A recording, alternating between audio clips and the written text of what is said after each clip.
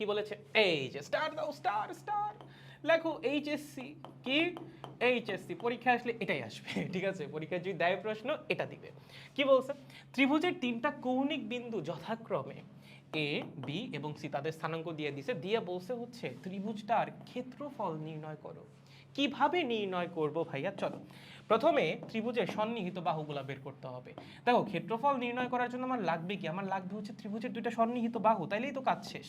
এই বরাবর এক্স, এই বরাবর ওয়াই, এই বরাবর জেড।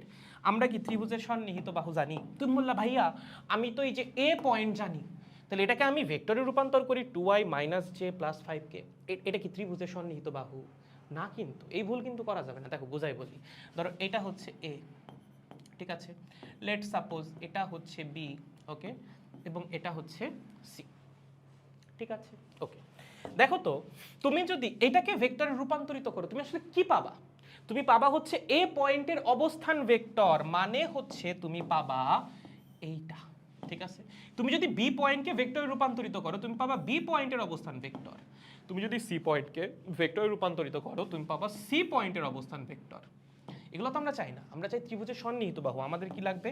আমাদের লাগবে হচ্ছে যে এগুলা, দেখো আমাদের লাগবে এইটা, ঠিক আছে, সাথে এইটা অথবা এইটা, দুইটা সন্নিহিত বাহু লাগবে আমাদের। এগুলা দিয়ে আমাদের কাজ নাই, কাজ আছে ওগুলো নির্ণয় করার জন্য কাজে লাগবে, বাট এমনিতে অন্য কোনো কাজে লাগবে না। ওকে, তাহলে ধরেন এই হচ্ছে ও এ, এই হচ্ছে ওসি এবং এই হচ্ছে ওবি। আমার লাগবে হচ্ছে এবি আর এসি, অথবা এবি আর বিসি, অথবা এসি আর বিসি। তোমার যেই দুইটা নিতে ইচ্ছা হয় তুমি যে কোনো দুইটা বের করলেই হয়েছে। কেমনে বের করবা? যারা বুদ্ধিমান তারা সরাসরি বের করবে। ভাইয়া আমি তো বুদ্ধিমান না, আমি কি করব? আমি একটু চিন্তা করে বের করব। তাহলে কিভাবে? দেখো আমি যে ও এসি ত্রিভুজটায় ত্রিভুজ সূত্র অ্যাপ্লাই করব। কি করব? ও এসি ত্রিভুজটায় ত্রিভুজ সূত্র অ্যাপ্লাই করব। তার আগে কিন্তু অবশ্যই ও এ, ও বি, ও সির মান জানা লাগবে। এগুলো তোমরা এখন জানা উচিত ভাই। অবস্থান ভেক্টর আমরা অনেক ডিটেলসে পড়ছিলাম। বলো তো ও এ সমান কত হবে? প্রত্যেকটা জিনিস এখানে ডিটেলসে পড়া হয়েছে। এখন যদি না পারো তাহলে কিন্তু কান্না লাগবে। আমার না, তোমার। বলো এ পয়েন্টের অবস্থান ভেক্টর কি হবে? 2i - j cap plus 5k cap. Okay, B পয়েন্টের অবস্থান ভেক্টর কত হবে? বি পয়েন্টের অবস্থান ভেক্টর হবে হচ্ছে 4i cap plus 2j cap plus 7k cap. C পয়েন্টের অবস্থান ভেক্টর কত হবে? O C is equal to 5i cap plus 4j cap plus 9k cap, ঠিক আছে।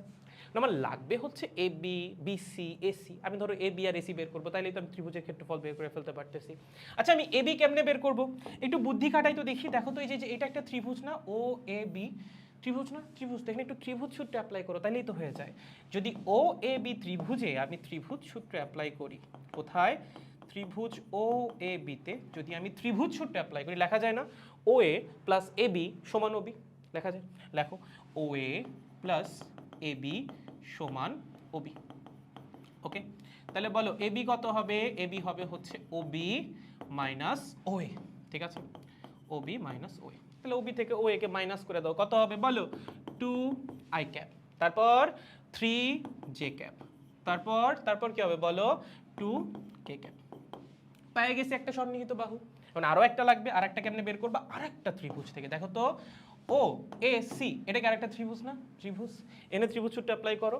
ও এ প্লাস এসি সমান ওসি, ত্রিভুজ সূত্র অ্যাপ্লাই করো। ও এ প্লাস এসি সমান ওসি।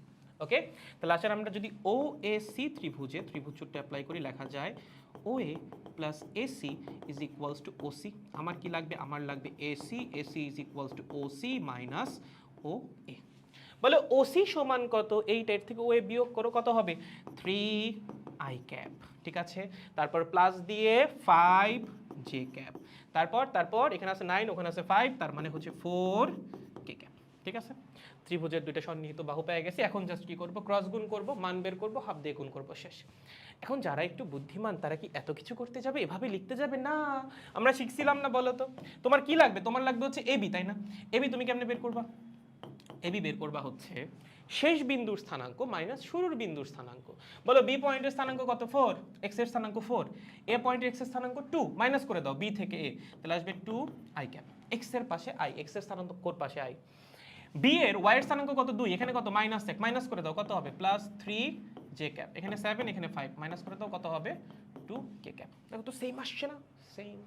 তো চলো এসি কেমনে বের করবা, সি থেকে মাইনাস করবা, শেষ থেকে আদি মাইনাস করতে হবে, ঠিক আছে। এখানে এক্স এর স্থানাঙ্ক কত 5, এখানে কত 2, মাইনাস করলে 3 আই ক্যাপ, ওকে। এখানে কত ওয়াই এর স্থানাঙ্ক 4, এখানে কত -1, মাইনাস করলে 5 জে ক্যাপ, এখানে কত 9, এখানে কত 5, মাইনাস করলে 4 কে ক্যাপ। এই হচ্ছে এসির স্থানাঙ্ক। এত কিছু করাই লাগবে না, তুমি সরাসরিও করতে পারো, বাট যাদের ইনিশিয়ালি বুঝতে সমস্যা হয় তোমরা হচ্ছে একটু স্টেপ বাই স্টেপ ফলো করো, নাহলে আবার তোমরা ভুল করে ফেলবা, ঠিক আছে। ভুল করা যাবে না, শর্টকাটে করতে গিয়ে তাড়াতাড়ি করতে গিয়ে ভুল যেন না হয়। এইচএসসি পরীক্ষায় অনেক সময় আছে, অনেক সময়। তুমি একটা ম্যাথ করার জন্য 10 মিনিট সময় পাচ্ছ ভাই, বুয়েটে একটা ম্যাথ করার জন্য পাবা 3 মিনিট সময়। মানে এর চেয়ে কঠিন ম্যাথ আসবে, বাট এটা সলভ করতে হবে এর 3 ভাগের 1 ভাগ সময়ে, ঠিক আছে। সো এইচএসসি পরীক্ষা অনেক সময়, অফুরন্ত সময়।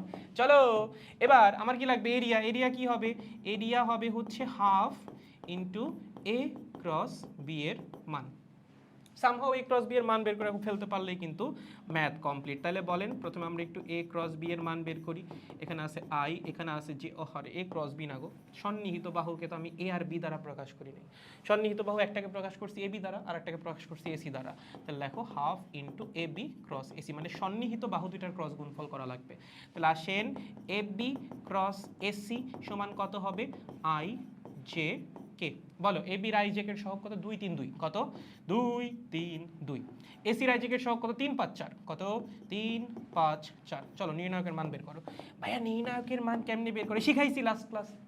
আয়ের সহগ কত হবে, 12 মাইনাস 10 মানে হচ্ছে 2 আই ক্যাপ। বলো জে এর সহগ কত হবে, জে এর সহগ কত হবে বলো, 6 মাইনাস 8 মানে হচ্ছে 2 জে ক্যাপ। কে এর সহগ 10 মাইনাস 9 মানে হচ্ছে কে ক্যাপ। শেষ।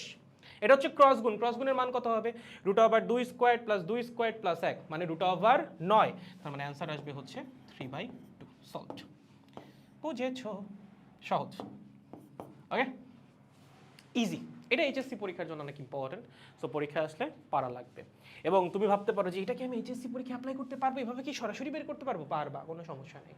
এটুক করবা, এই লাইন লিখবা, বের করবা, মান বসাই দিবা, শেষ। আর তোমার যদি মনে হয় আমি সরাসরি পারতেছি না, ভেঙে ভেঙে করো, সমস্যা নেই কোনো, ঠিক আছে। পারবো, বাট ভুল হওয়া যাবে না, যেমনিই করো ভুল হওয়া যাবে না। দ্য টার্গেট ইজ কারেক্ট করা লাগবে, তাইলেই হচ্ছে, যেমনি তুমি কারেক্ট করো না কেন।